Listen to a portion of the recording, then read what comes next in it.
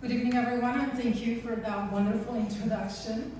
I'm Captain Mihaela, Kennedy, Chief of Rancho, Margarita Police Services. On behalf of our Sheriff Don Barnes and our Police Services team, we would like to thank you for giving us the opportunity to serve you. First off, I would like to thank you for taking time out of a busy day to be here tonight.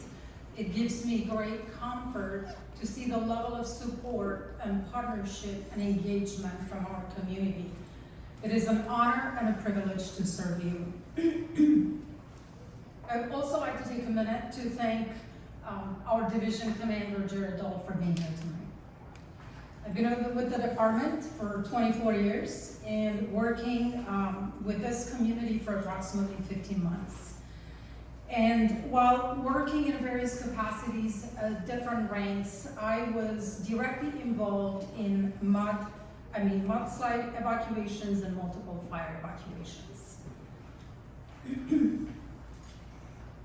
Today's topics of conversation are going to be law enforcement preparation for potential disasters and fires, resources and personnel, what kind of resources do we have available to us, roles, responsibilities, and law enforcement priorities. And we're going to talk about evacuation methods and tools such as communication and traffic control. How do we prep for potential disasters? Both the Orange County Sheriff's Department and city's strategic plans have emergency preparation as one of their strategic initiatives. RSM council members have been sharing their support to emergency preparation and training as well. In fact, back in October of 2021, RSM Council approved the use of ARPA funds for line staff and deputies to be ICS trained and trained in emergency management and critical incident response. The Orange County Sheriff's Department has been significantly involved in emergency preparation and response to critical incidents, including responding to wildfires. To give some examples of the training that we attend within the department, we conduct an incident command system tabletop exercise a year. We organize, manage, or participate in a multi-agency, multi-discipline type of critical incident exercise, such as with school districts, with OCFA. To be exact, a few examples of training and exercises where ICS was used in fire-related incidents, where both OCSD and OCFA collaborated. We participated in several debriefs and exercises with Orange County Fire. In fact, one of them was at the scene of a contained small brush fire in Mission Viejo. We have training exercises with Orange County Fire scheduled in August of 2022. We also, OCSD goes through a fire evacuation simulation every year with our mutual aid division as well. Our Sheriff's Response Team trains quarterly, and a little bit later into my PowerPoint, I'm going to get into details about what the Sheriff's Response Team is. OCSD goes through a yearly Mobile Field Force Command Plus for 2 days, and then from supervisors to managers, we go through a yearly update on emergency management administration and update on emergency management course. We conduct tabletops with Orange County Fire Department. In fact, we did with one of their captains and also one of their battalion chiefs in 2021. All our field supervisors are also ICS trained. It's a requirement. Last year in November, we collaborated with the Orange County Fire Authority in an exercise that we used critical incident response type, but it was not fire related at the Bridge Church. It was a 2-day event that was also funded by ARPA funds with the approval of our RSM Council.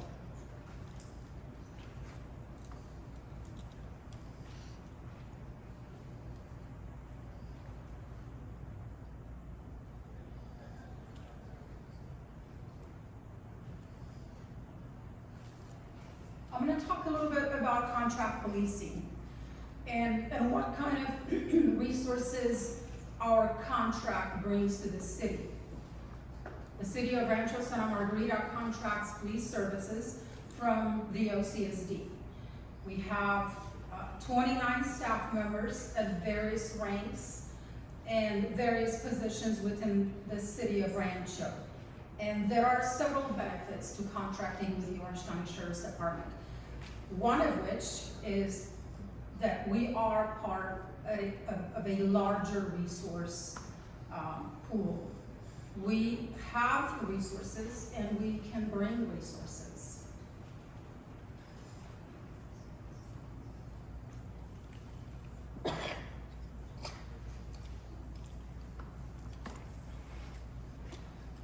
Excuse us for 1 second, we're having some technical issues. Here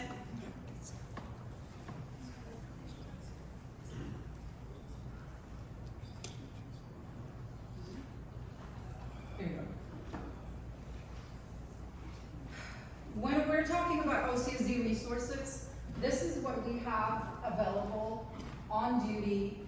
Those are units that are specialized and they're working 24/7.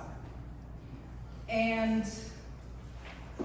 as Rob Capobianco mentioned earlier, Orange County Fire Department has the expertise to determine how the fire will travel, what is the rate of spread, the really specifics about fire behavior. And this information factors into the immediate needs for law enforcement resources and evacuations. We have approximately 1,400 sworn deputies in the jails and operations, and we have over 500 deputies that are sworn in the field, and approximately 50 field CSOs that can be available to us. Obviously not all of them, because they also have certain positions that they need to work. We have 3 platoons that are available to us on the Sheriff's Response Team. And that's about 150 people, specifically trained to handle emergencies. And anything from a civil dispute to a search to fire evacuations to force protection to dignitary protection, custody facility emergencies, and they are available to us at any time, 24/7. We have a platoon that is available to us, and we call that the Mobile Field Force. The Mobile Field Force is only one of the platoons out of the 3 that are available, and they can respond. It's going to be driving time to have them available to us. We also have approximately 30 investigators between the Southeast and Southwest Division, and deputies that are assigned to investigations available during the day for us. And the Sheriff's Response Team is a all-hazard team trained to respond to fires. They're part of the simulation evacuation that we conduct yearly, as well as quarterly training and refreshers. We also have another option, and that is the Code Charlie option that is secured through Orange County Chiefs of Police and Sheriff's Association in case of an emergency alert. And that's to notify neighboring agencies that we're in need of resources and assistance.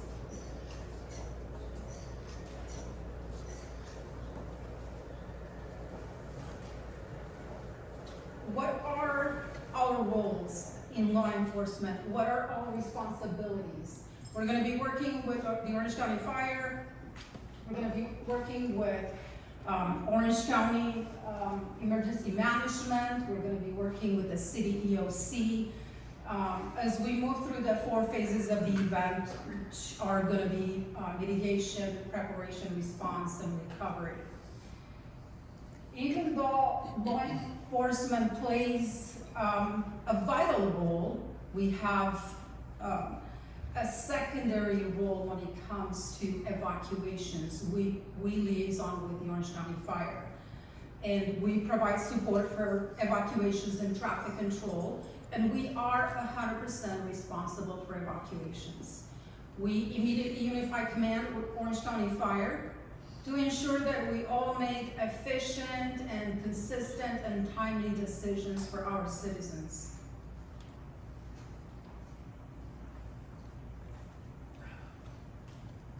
Even though we share the same mission and the same objectives, we have slightly different priorities. And from a law enforcement perspective, our priority that we share and objective is protection of life and property. And we immediately unify command, we request resources and prioritize and facilitate evacuations. And believe me, the decision to evacuate is not gonna be an easy decision to make.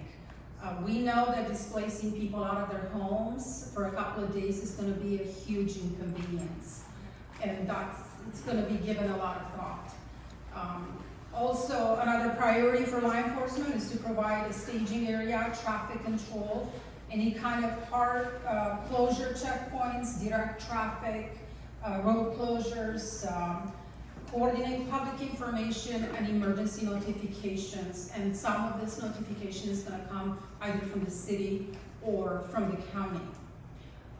Another one of our roles is gonna be provide security for fire evacuation areas and keeping criminals out of the burned areas, or the perimeter, I should say. And we're also responsible for demobilizing at the conclusion of the event. How will you receive emergency alerts? Emergency alerts are requested by several people. That could be the city manager or the police chief, county EOC or city EOC as well, the emergency management coordinator for the city. And we advise alert OC. Nothing is 100% proof, but we are gonna use a layered approach. We're gonna use alert OC, we're gonna use all our social media platforms. In the event that that's not an option for us, we're gonna use radio broadcasts. Sheriff Barnes provided us with a government emergency telecommunication system card, which allows me to emergency break through a congested phone line in case of an emergency, and I have the same function on my mobile phone as well. Ready OC, I would like to point out that is a website that is on the county website, and it gives a lot of good information that would help our citizens get ready for an emergency.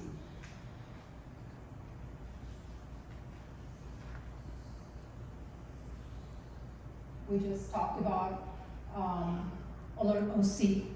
One more thing that I wanted to point out is that out of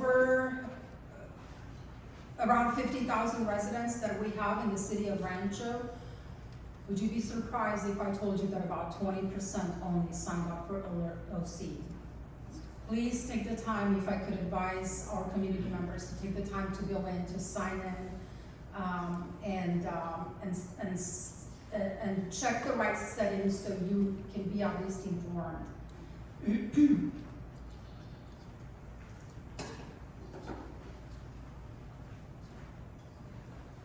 We have to have realistic expectations. Nobody's gonna be able to tell you how long we're gonna have to evacuate people, because that information is incident driven. So you are your best advocate. Please take the time to prepare, place your valuables in a go kit that you can grab and walk away without thinking that now you don't have money, like the chief talked about, or you don't have your medication.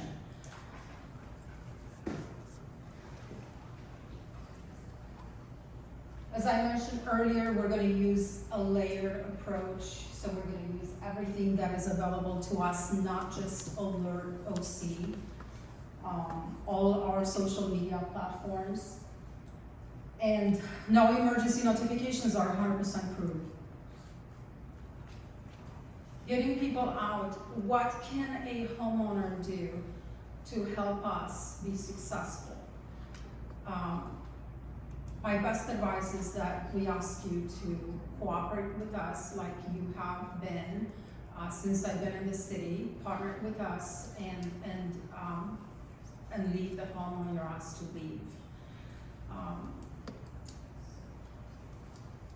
We keep track of the displaced families that we evacuated, and we're going to have information for you on where the shelter will be, and that's information that is going to be provided by the city. I'm going to take a minute and talk about our old evacuation zones. Those are the zones that are in fact posted on our city website. And nothing has changed. The only thing that we removed from these maps is the color, because it restricts vision. We cannot see the names of the streets. So we decided to remove the color. And we switched to this maps. As you see on the upper right corner the map is now QR coded. So it's easy to just pull up on your phone in case that you don't have your physical map. Evacuation plans must be adaptable and we must be willing to change them based on what we're dealing with. And we've had several conversations with Orange County Fire on how we're going to do it. And what I really would like to convey to the community tonight is that we have the training, we have the resources, we have been collaborating and exercising and conducting all kinds of debriefs with Orange County Fire. We have been discussing the potential challenges, and we are ready to exercise that plan. Hopefully we don't have to, but we're ready to do it. Given the history of support, as I said earlier, and understanding from our community members, I anticipate that our citizens will collaborate and will cooperate with our evacuations orders. And with that, thank you for your time.